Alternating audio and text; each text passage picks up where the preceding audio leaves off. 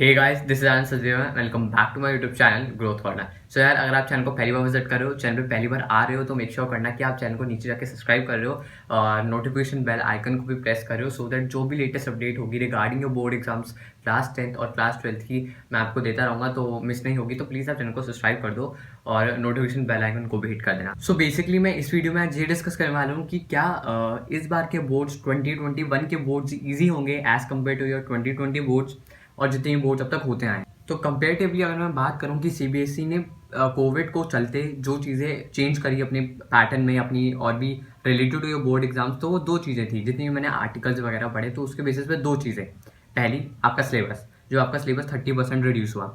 मेरे को नहीं लगता उस 30% सिलेबस रिड्यूस करने के बाद क्लास 12th पे कोई एक एडवांटेज आई या फिर कोई अच्छी बात हो गई क्लास 12th स्टूडेंट्स के लिए मैं बात कर रहा हूँ, क्योंकि उनका वैसे ही सिलेबस इतना वास्ट होता है कि अगर 30% सिलेबस घट भी जाए तो उन पे कोई इफेक्ट नहीं आएगा, उनको लगेगा तब भी वो सिलेबस फास्ट, क्योंकि सिलेबस होता ही बहुत ह्यूज है, राइट। अगर हम बात करें क्लास 10th की, तो हाँ, क्लास 10th पे थोड़ा बर्डन कम होगा, क्योंकि क्लास 12th की बात करें तो क्लास 12th के मैंने जो भी चैप्टर्स देखे, जैसे मैं पर्टिकुलर बात करूँ केमिस्ट्री की, तो केमिस्ट्री सब्जेक्ट में ऐसे चैप्टर्स हटा दिए गए हैं जो बहुत स्कोरिंग थे। मतलब ऐसे ऐसे चैप्टर्स जैसे biomolecules, polymer, chemistry in everyday life, ये ऐसे चैप्टर्स हैं जो पासिंग स्टूडेंट्स, जो सिर्फ पास होना चाहते हैं, मतलब जो सिर्फ 23 मार्क्स चाहते हैं, उनके लिए मैम या टीचर्स जो भी आपकी होती थी वो ये बोलती थी एटलीस्ट आप ये चैप्टर्स कर लो तो पास हो जाओगे, क्योंकि ये बहुत डायरेक्ट चैप्टर्स होते हैं, इनमें सिर्फ रट्टाफिकेशन चाहिए और कुछ कुछ भी दिमाग वगैरह कुछ नहीं लगाना होता, तो इसमें बहुत रट्टाफिकेशन चाहिए होते हैं, तो सिर्फ ऐसे चैप्टर्स हटा दिए गए हैं। तो उससे मेरे को नहीं लगता कि स्टूडेंट्स पे कोई अच्छा इफेक्ट आया या एक एडवांटेज प्रूव हुई क्लास 12th के लिए। बट हाँ, क्लास 10th के लिए थोड़ा बर्डन कम हुआ है, पर क्लास 12th के लिए मेरे को नहीं लगता कोई भी एडवांटेज प्रूव हुई। साइंस स्ट्रीम के लिए स्पेशली बोल रहा हूँ, क्योंकि उन पे तो इतना सारा सिलेबस ऑलरेडी है 30%, तो वो ध्यान भी नहीं देंगे अब तो, राइट। सो दूसरी बात रही कि पैटर्न चेंज किया। अब वो पैटर्न जो चेंज किया, अगर आपने देखा नहीं है सीबीएसई के सैम्पल पेपर्स जो लॉन्च हुए हैं, तो आप देख सकते हो, नीचे मैंने डिस्क्रिप्शन बॉक्स में डाला हुआ है, दोनों का लिंक डाला हुआ है, तो प्लीज़ आप डिस्क्रिप्शन बॉक्स में उसका लिंक देख सकते हो। तो मैंने डिस्क्रिप्शन बॉक्स में उसका लिंक डाला हुआ है, तो आप लिंक देख के आप अपने सारे सैम्पल पर देख सकते हो एक बार, अपने सारे सब्जेक्ट्स के। क्लास 10th का भी अलग है, क्लास 12th की भी अलग है, राइट।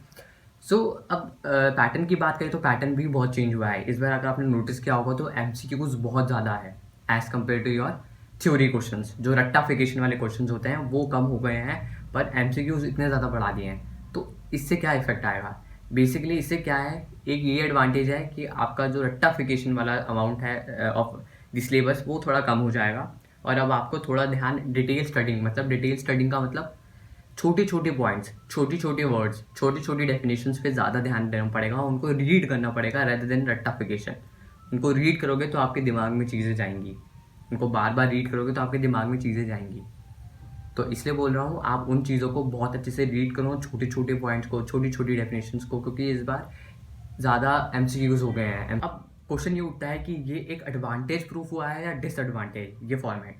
तो ये तो सिर्फ आपकी प्रिपरेशन पे डिपेंड करेगा। अगर आपने प्रिपरेशन एमसीक्यूज के हिसाब से करी होगी तो आपके एमसीक्यूज, जैसे आपने अगर इंपॉर्टेंट पॉइंट्स पढ़ के गए होंगे, इंपॉर्टेंट डेफिनेशंस पढ़ के गए होंगे, इंपॉर्टेंट रीजंस पढ़ के गए होंगे, जो भी आपके गिव रीजंस होते हैं, तो उससे क्या होगा, आपके सारे एमसीक्यूज ठीक होने के चांसेस हैं, क्योंकि आपके कंसेप्ट क्लैरिटी है, आपको इंपॉर्टेंट पॉइंट्स पढ़े हुए हैं आपने, तो आपके दिमाग में बैठे हुए हैं वो सारे पॉइंट्स, तो उससे आपकी एमसीक्यूज ठीक हो सकते हैं और आपका जो स्कोर है वो एकदम से बूस्टअप हो सकता है।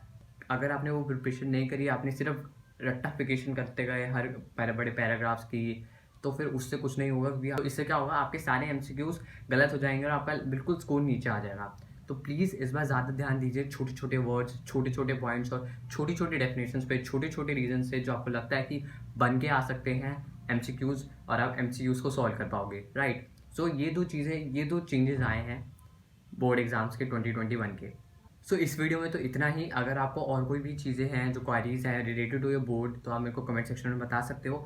अदरवाइज अब मैं आगे भी, और बहुत सारे मैंने कमेंट्स पढ़े थे अपने प्रीवियस वीडियो पे, उससे बहुत अच्छा रिस्पॉन्स आया था, तो बेसिकली उस पर बहुत सारे कमेंट्स थे कि pre board strategy, board strategy, तो वो सारे टाइम टेबल, तो वो सारी चीज़ें मैं आपको आगे देने वाला हूँ। आगे जो भी मैं वीडियोस डालूंगा उसमें सारी चीज़ें आएंगी, तो प्लीज़ आप चैनल को सब्सक्राइब करके रखें और नोटिफिकेशन बेल आइकन को भी हिट कर दे, सो दैट जब भी मैं ऐसी वीडियोस पोस्ट करूँ तो आप तक नोटिफिकेशन आ जाए और आप उसको टाइम टू टाइम वॉच कर सकते हो। Till then, take care, thank you.